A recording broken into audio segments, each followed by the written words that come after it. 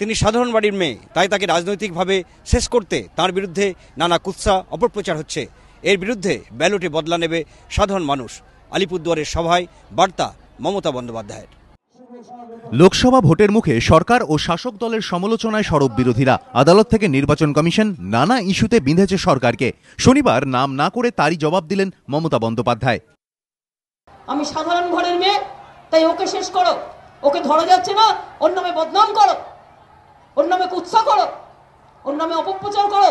ওরা জানে না আমায় গালাগালি দিলে মানুষ বদলা নেয়। তৃণমূল নেত্রী বলেন, 34 বছর সিপিএমের সঙ্গে লড়াই করে জিতেছেন। দেশকে বাঁচাতে ও বাংলাকে এগিয়ে নিয়ে যেতে এবারও তিনিই জিতবেন। हम चाहते हैं 10 लाख की को अभी ये दफा जिताओ, अब इसको जिताओ, अब जिताइए। मैं आपको वादा करती हूँ, जैसा मैं कर रहा हूँ और भी करेंगे। आप जो जो चाहे, जो जो मांगा है मैंने पूरा किया, मैंने और भी करेंगे।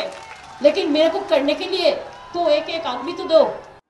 মমতার অভিযোগ, কংগ্রেস, সিপিএম, বিজেপি বাংলার সর্বনাশ করতে চাইছে। এর বিরুদ্ধে গণতান্ত্রিকভাবে বদলা নেওয়ার ডাকও দেন তৃণমূল নেত্রী।